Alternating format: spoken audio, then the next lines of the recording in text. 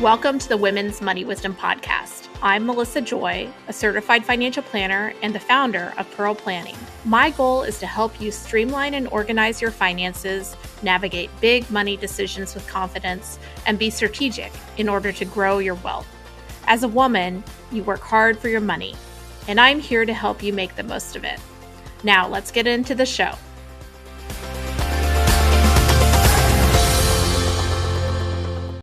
Time and again, I hear people who are really doing a decent job with their money, but they don't feel confident. They don't feel comfortable. And that discomfort can have all sorts of implications that I think we're going to dive into on today's episode. The topic today is not just what is going on when you feel less confident with money, but it's also how to approach and how to solve for that lack of confidence. And I'm thrilled to be joined by Josie Ann Lee. She is a speaker, author, and coach, and she helps leaders and teams move from anxiety to confidence through human-centered service and emotionally intelligent systems. And she's the author of a new book, The Superpower of Service, a human-centered approach to creating organizational magic. Josie Ann Lee, welcome to the podcast.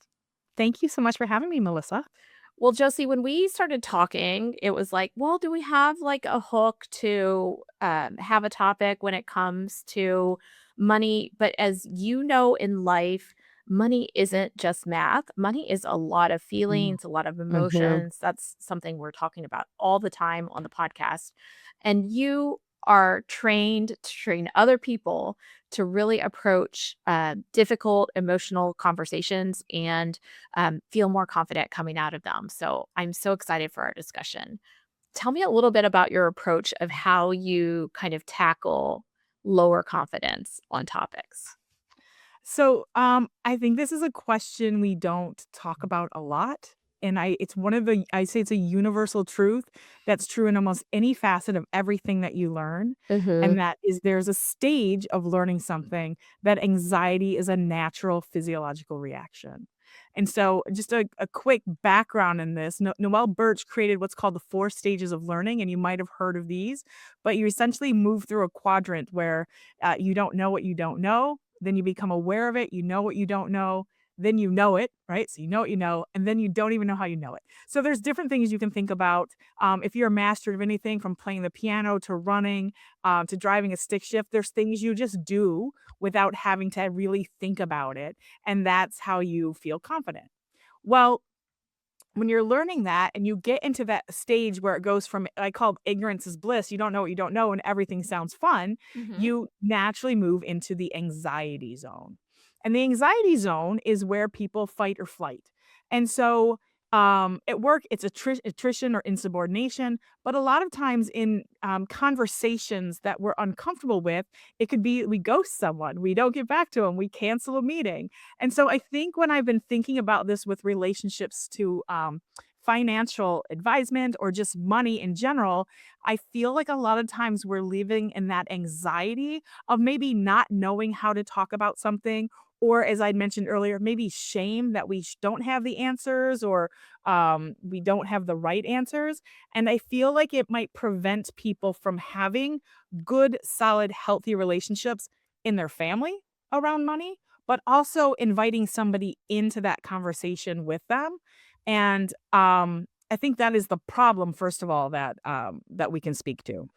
Absolutely. I can tell you, I talk about money all day, every day, and I'm definitely in that zone where it's just, I'm a native fluent speaker when it comes to many financial topics.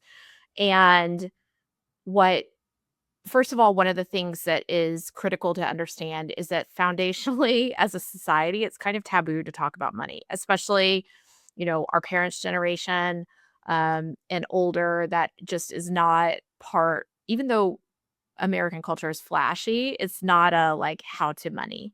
And then also, you add another layer because this is a female focused podcast in that women didn't traditionally have access to financial power and financial Mhm. decisions over history and time. So it's very Right. recent for women to be kind of entrants into the room when it comes to money and many types of careers, et cetera.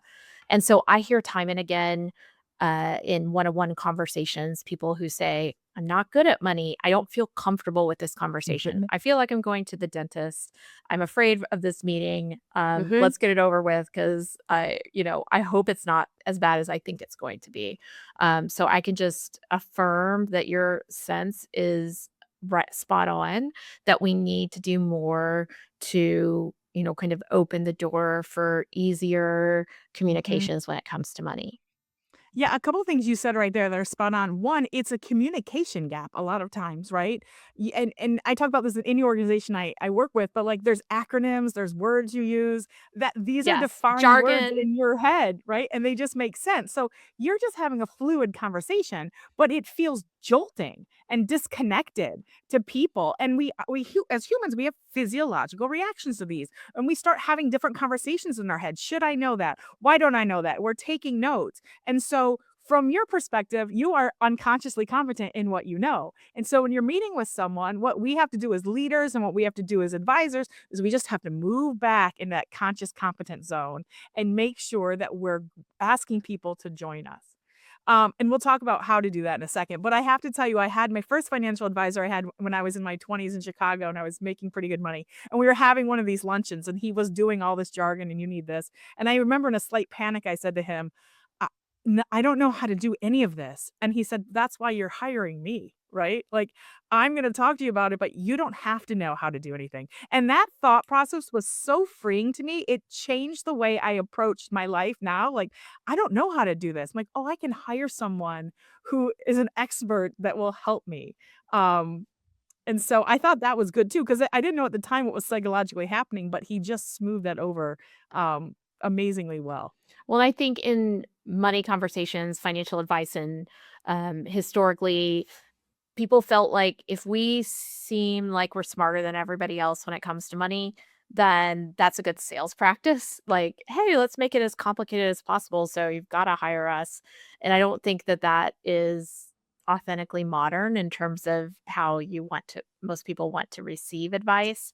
But you're Yes. spot on that the role of a financial professional is to help get things done, to Yeah. help narrow down decisions so that you're not giving away your autonomy to make decisions, but you're having assistance in making the best decisions, and you're not The sitting in the cereal aisle with 1,000 choices and absolutely no idea where to start. So I love that analogy, Josie. Um, yeah, so let's talk a little bit about what that looks like from both perspectives, if you don't mind. Please, But let's go. I talk about the service wrapper, right? And it's this four tangible things that you can put around anything. And so my belief is that you can give service in any interaction with every person. So you said like we we were women weren't really welcomed into the financial world, or advisors Mhm. for a long time were taught to be smarter, right? But we're looking at this from a human approach, right? The human design of having these conversations that's welcoming women into it and just Mhm. welcoming anyone in. So the service wrapper does a really good job of that. And I always say the service wrapper promise is if you use these four steps in consistently, you will always have the best possible outcome, even if it's not the outcome you intended. And they generally teach it to people in organizations or leaders. But what I love about it is you can reverse engineer it. So the four things I'm going to talk about can be used from both perspectives. They can be used for you to like think about how am I servicing this interaction with the human in front of me? And then it can be used from the human. It's like, okay, I've just tapped into anxiety. What can I lean back on to like feel like I'm in control of this conversation or moving it forward in a way that I want? Um, so the first one is yes and. It's an improv first rule of improv. I learned at Second City, but it's essentially you're accepting where you're at and then Mhm. you're looking for ways to make it better. It's not just saying yes. So a lot of times that yes and in our world is going to be accepting, okay, I'm 51 and maybe I should have started putting money away for retirement when I was 20 and I didn't. This is where I'm at, right? And then hoping someone's going to meet me where I'm at and not make me feel bad or like feel panicked, but like this is where we are and this is the plan going forward. So that's a really good example of yes and. And if I could just comment, it's so Please. important in order to get things done with your money that there are so many stories of what mistakes you've made in the past for so many people, that sometimes they can be a hurdle to living in the present and mapping out ways to improve things over time because they Mhm. just keep reflecting back of like, Mhm. here's why I'm afraid to make decisions. I really didn't do a great job on my divorce, or I Mhm. should have lost money in a risky investment or things like that. So I love one of the things that I really try to do with people that I hope that anyone listening is also receiving with their advice. There's always things that people are making good choices about, even if it's just scheduling the meeting or opening the statements and things like that. So you can Mhm. always find positives along with the opportunities that are But also a part of the conversation. I guess those opportunities are the and. yeah, exactly, like, there's so many ands. I we have a financial, team that we've been using for probably 4 or 5 years. They just emailed me and say, "We need to schedule your annual meeting," but there's still Perfect. part of me that's like, I gotta get and I know it's worth my time, I know it's worth the investment, but there's still that little fear that's Mhm. gonna make me, like I said, have that anxiety that's gonna be like, "Well, maybe I can push the meeting," right? Yep. Um but yes, so there's so many different ways that you as the service provider can and to make me feel safe, and because I do this, I will email when I first met with them, they probably got a 3 or 4 paragraph email on what service means to me, right? Like, Mhm. we picked a provider that was, like, service forward, and if they're kind of every now and then, I'm like, I just try to nicely let them know, "This is what I need to feel safe in this world of finances." And especially going through COVID. I mean, COVID, that really affected everybody financially and it set us all back. So now there are those fears or those hesitations on what if something happens again? How do I recover? Absolutely. And COVID was a huge event in all of our lives. The financial ramifications were inconsistent, but big. And having learned from and been doing working in this profession in between 2000 and 2010, there were two very elongated recessions and bear markets. Two, those Yes. can leave scars for years and years Yes. afterwards. And the older you get, the more fear, right? Well, and the bigger the stakes, right? Like, it's one Mhm. thing if you have 50,000 and it goes down 20%, and then you have 40,000. It's another thing if it's 500,000 or a million, and then you open your statement and it's gone down $200,000 Yeah. and you're closer to retirement. So, Yes. all of those That is. implications, lead to an emotional reaction Mhm. in the head and heart. Yeah. The second piece of the service wrapper is sincere gratitude. And I Mm, think this kind of just shows itself. And I always say sincere because a lot of times we have rote interactions because we're busy, right? And we just mhm. kind of like, "How are you? I'm good. How are you?" Nobody knows how anybody is, right? We just know that we've acknowledged each You other. don't really have Uh, time to get into it. Yeah. and so I want to pause at this one and introduce what I actually talk about first normally, which is the most important person principle. And this, if the listeners are taking away anything that isn't financial, I hope it's this piece right here. But we are all somebody's most important person in the world, and that is a fact. And we have them, and it can be many. But what happens is when we leave the safety, and I talk about safety a lot, when we leave the safety of our walls or our people and we go out into the world, we become so much more annoyed quickly. We're annoyed if we're driving and someone's slower in front of us. We're annoyed if we're waiting for coffee for too long. We see people as roles and titles and if they're helpers or annoyance. And so I think what the sincere gratitude piece of this is a good pause to just remember, even though I'm really anxious or I'm not sure, you haven't gotten back to me yet, we can still be grateful that we're on the journey together and Mhm. that we can help each other, right?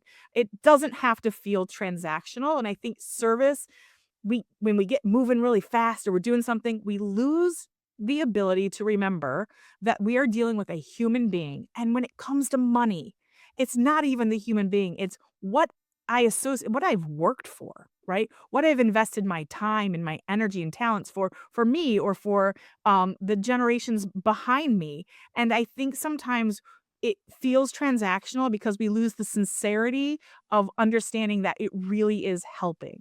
And I find that I used to have transactional engagements, which were, kind of come to me and you can pay me by the hour to get financial advice. And I didn't realize they were transactional. I thought when I set it up, it would be similar or the same as clients that have, kind of ongoing service provided, but it creates a tension in the engagement when it's like, "Did you start the clock? Please Yeah. answer as quickly as you can." And it really limits and mitigates, proactive, Mhm. conversation, identifying deeper values, Mhm. um, talks about purpose. It stays really on, like, surface level technical. I'm sure there are other providers that are better at providing that type of service, so I don't wanna say every time you have that type of service, that's the way it is, but I know when it feels transactional, how limiting it can be in terms of outcomes. And excuse me. And I think so when I was a kid, there was this game, Perfection, and you would push it down and you had to put all the little pieces in it and it was like timer. Did you ever play Yes. that? That game still has scars in my life, right? Like, I think about perfection probably more than I should because I just wanted to get all the pieces in, and so what you said is like a perfection model of Mhm. service where you start the clock, right? Yeah. And then, again, if we're looking at the human, we're gonna physiologically have a reaction to that. So, I love that example, Melissa. I think that is such a great way of saying, like, it doesn't have to be about time, it's about value, and it's about getting to know you and how am I helping you? So thank you for sharing that because I hadn't thought of perfection yet this week, so this is my perfection Well, hit. I think there's something about Gen X women and perfection, especially that we're just all scarred by, stumbles, and there's so much learning from imperfect Yes. moments that Yeah. I don't know that we were given permission to explore as But children and adolescents. I'm so proud of us though, because we do learn, right? Yes, And we share. We are not the generation that like is learning in a bubble. We're learning and we're trying to share it forward. And I think there's something to be said for Gen X women for that. So absolutely. Okay, so what else okay. do we need to be aware of and kind of embracing? Yeah, so there's 2 more pieces. The third one is called clarifying questions. And again, these are simple questions of fact. I think they're one of the most powerful tools in the service wrapper because what it does is it removes confusion and it helps remove bias. I'm never going to assume anything. So again, from a service provider perspective, you might have said this whole thing, you're looking at a face and you can just kind of tell they aren't there. Instead of just like waiting, you can say, "Do you have any clarifying questions? Is there anything I can clarify for you?"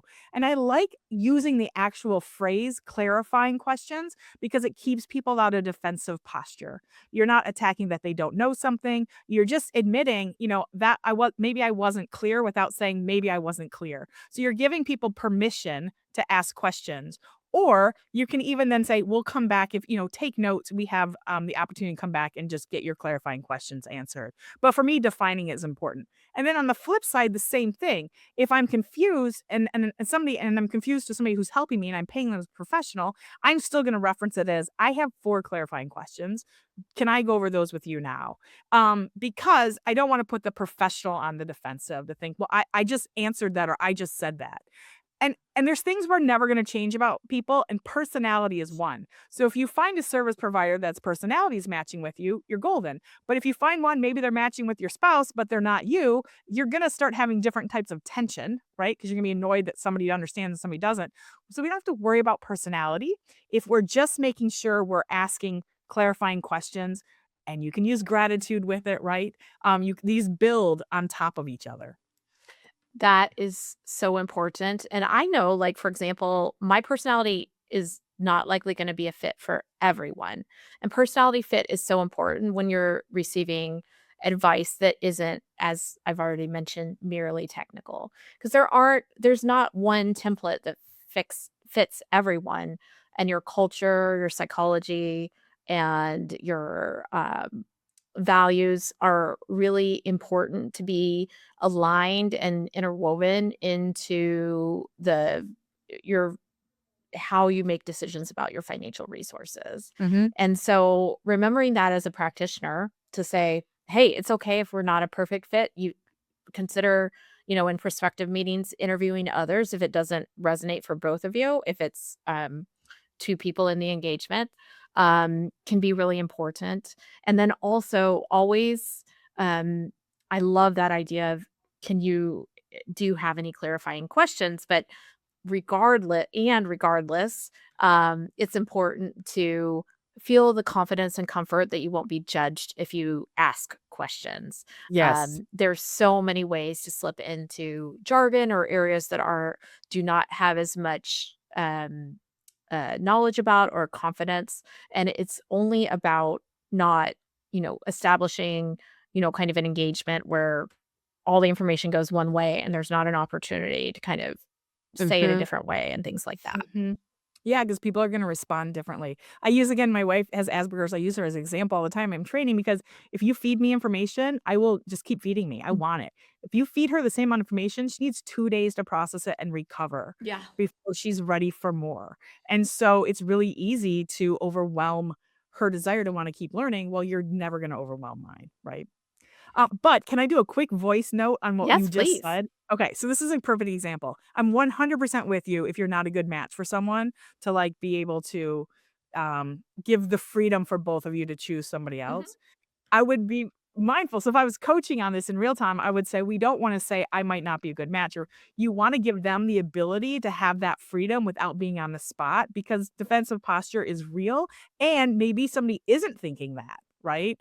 Like, maybe they think they're aligning, and so then you're having 2 totally different conversations. So those are those little things when we teach voice at a very specific level. You're spot on thinking it, but the way you can frame that will Mhm. give people the safety to, like, recognize it. I love that. And yeah, usually some of those conversations are follow-ups. For example, if people have expressed a desire to seek services that are in that more what I refer to as transactional, which may or may not be a fair engagement, explaining our services. It is not a good choice for us to kind of compromise into kind of fitting into that service model because of it's what I perceive to be dissatisfactory outcomes for both parties, and then say, "Hey, here's our services. We would really enjoy working with you. But if you're looking for this type of service, here's a couple places that you might want to look because these are places I know that offer that type of service." Perfect. So 2 things. 1, I love that you switched it to "and" because it does matter. People Mhm. hear "but" and they just, "What?" But second, it goes right into the 4th principle, which is giving choices. So the, service wrapper, yes, and, sincere gratitude, clarifying questions, and then the home run swing on this is giving choices because people always wanna be in control of their time, their energy, and their finances, right? And so I usually talk about a pizza example. If you go get a pizza and you walk in and they're like, "We don't have it ready," and you have to tell the story to 6 people that, "I didn't take your order, I didn't," you're just frustrated. But if you go in and it's still not ready, right? Mhm. But they apologize first of all, and they ask you, "Would you like to be next in line? It'll still take 6 minutes to get to you, or would you prefer a free pizza?" You are suddenly back in complete control of the situation, right? And you get to make the choice on what's affecting your time and your money. And I think you financial people, that's really what you're helping us take advantage of, our time, whether now or in retirement, and our finances. And people need to feel, even though we're asking for help, it's a vulnerable position, but we still need to feel like we are in control of it. So giving choices is a remarkable way to do that. It can sound sometimes like clarifying questions because a choice can be an A or a B. And a very great example is, would you prefer emails or phone calls? Because people are gonna have different personalities, they're gonna feel safe different ways. Um, but just finding ways as you're building your relationships to let people know that they are in control, um, gives you, on the flip side, boundaries that you wouldn't think about because you're still giving choices in a way that might still be better for you. So that example you just used is, if you'd like to use us, this is what we do. If you would like to do that, these are referrals out. And then that person is still in charge of what happens next. And I love that approach. I always say, because I really think that it is so critical, just as you mentioned, for satisfaction of autonomy, but also for the best outcomes to be in control of your choices. And there's just a kind of patriarchal approach to advice for females in the investment world, where it's Mhm. like, oh, these people um have never dealt with money, so they're helpless and need help and will take it over. Oftentimes when there's a significant loss in someone's life, it's like, kind of everybody dives in to offer to take over and help. And Mhm, it's very well intended, but it doesn't always, um, have mm, the ultimate perfect outcome. And I think that one way I frame it is that you are Luke Skywalker, and fight somebody giving professional advice is Yoda. So Luke Skywalker is, driving the plane, doing the fight, but you have guidance and, kind of framework, and you haven't given away that autonomy, but you're not alone. yeah, that's a great way to think of it. I would have helped you out with what Luke Skywalker flew, but I Yeah, don't know the name of I it. don't know the name of it I either. was really wanted to I I wanna say, like, should. Falcon something, but I don't think that's right. No, I think that's Han Solo, so Oh, okay. the I Millennial was like, Falcon. Okay, so we've given a lot of framework, which I think is very valuable when in, professional engagement with someone who's offering financial advice. What about for those people who don't have that person yet and may not choose to work with someone? What are some strategies, or some manipulations of this strategy that can help to get out of a zone of insecurity and into a place of comfort and confidence? I think I mentioned a little bit earlier, like, when we were looking for a new financial place person, we sat down and I am married, but you can do this if you're single. We sat down and thought, "Okay, what matters the most to us when we're working with people?" Right? Mhm. We'd had a couple really bad experiences, um, and we were like, "This we just don't wanna have that again." That felt not okay, right? And so we interviewed probably 3 different groups of financial planners. We knew we wanted more than one person, right? We wanted a Mhm. team. But we would ask the same questions. So we kind of got our clarifying questions defined first. Mhm. And then we started with whatever their process is too. And I think that's important to know. What are you comfortable with, right? Does it feel human right up front? Or does it feel like you're just going through a series of like this email and then it's just a weird follow up? So I was looking for somebody that understood um, what my values were, which you've Mhm. mentioned too, and how we wanted to work. And then we just started that relationship.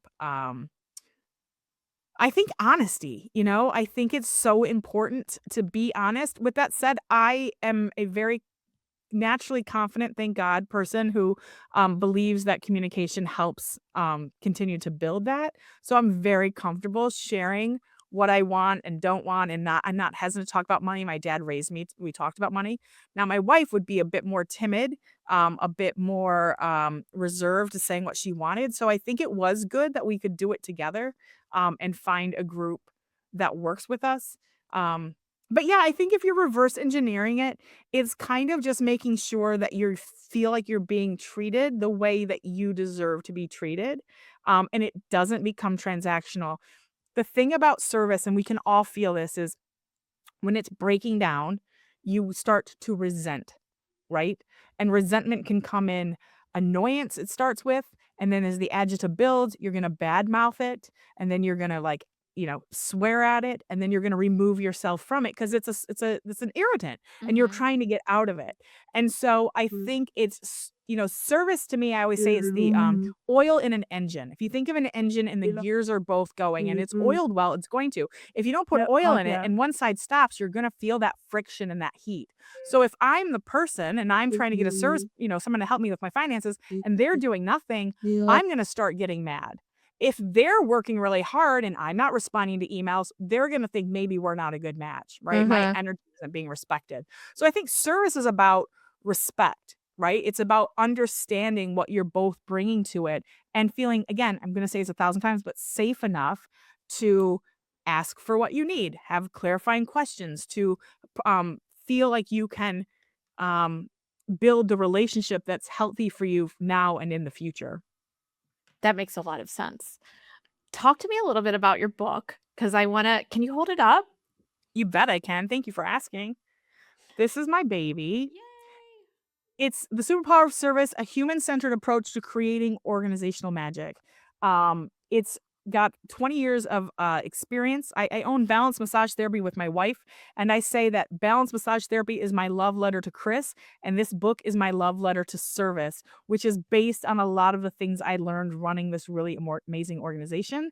And I grew up in a small town, Metamora, Michigan, country store. My parents owned a store that was on the same acre as our house. And so I literally grew up with my crib on the other side of the counter. And I talk a lot about how that upbringing helped shape me. Um, my father passed away suddenly when I was 30. I was living in Chicago. Had my dream job, a dream condo, doing improv and stand up. But I left Chicago the day he passed away. I went back once to sell my condo, and I moved home to run the country store for my mom while she was mourning and in Wow. grief. And the community took care of us in ways I could not have imagined. And when my mom decided to retire, I knew I wanted to be close to my with small family, so I wanted to be close to my mom and grandma. So I moved back to Ann Arbor. I graduated from here, um, and got a job working at a coffee shop because I thought, well, maybe I'll own a cafe one day, and I got to learn the coffee business. So I was working minimum wage, 20 hours a week, to just learn the business, and that's where I met Chris, who was going to massage school. So anyway, we met, fell in love. We decided to open a massage studio business in 2008, which in October, as you will know, was into the start of Heck the of a one of month. those recessions that you were talking about earlier. Yes. Um, and we just decided to build it on the lessons that I had ingrained in me. One, community, right? How I wanted to create a business that my dad would be proud of. Aw. And then I built it around yes and first. How do we build a service culture around yes and then the rest of the others service wrappers Ye organically grew on ye top of it. But it's been 18 years of Balance. um, This year will be 18 years. Congrats. Thank you. We're in process of selling it to somebody that works with us. Um and I decided that I wanted to start doing more speaking and coaching and trainings. And so that's what I've been doing the past couple of years. But yeah, so the book tells stories of balance. It's broken into two sections. It's got universal truths. So we talk about Maslow's hierarchy of organization, the what I just talked about with education, learning, and human emotions, and the law of conservation of energy. And then I go into detail on the service wrapper. So I've had lots of different people in different industries tell me like how much this works for them. So I'm very proud of it. Well, congratulations. Where can people find the book and find more about you and your services? Well, thank you. You can visit my website, www.josieannlee.com. Um, or you can find my book on Amazon. It's currently only on Amazon. I'm still trying to get it into some local bookstores. If you are not a fan of Amazon, I will do a local delivery for you because I respect and honor everybody's values. Excellent. Well, thank you, Josie, for joining us. I think there's a lot to think about when it comes to your engagements with professional services. I think so many of us are service providers ourselves. So much to think about for that. And also for everyone listening who's on that journey to boosting their financial confidence, please embrace the frameworks we've discussed to continue to ask clarifying questions and boost your financial confidence. Thank you. Thank you.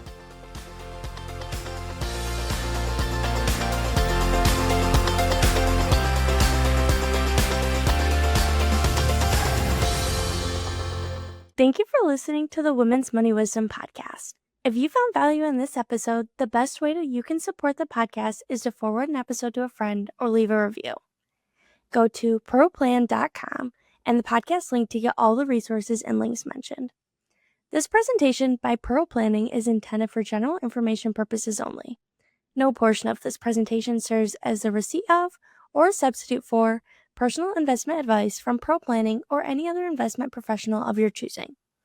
Copies of Pearl Planning's current written disclosure brochure and Form CRS discussing our advisory services and fees are available upon request or on our website platform at pearlplan.com.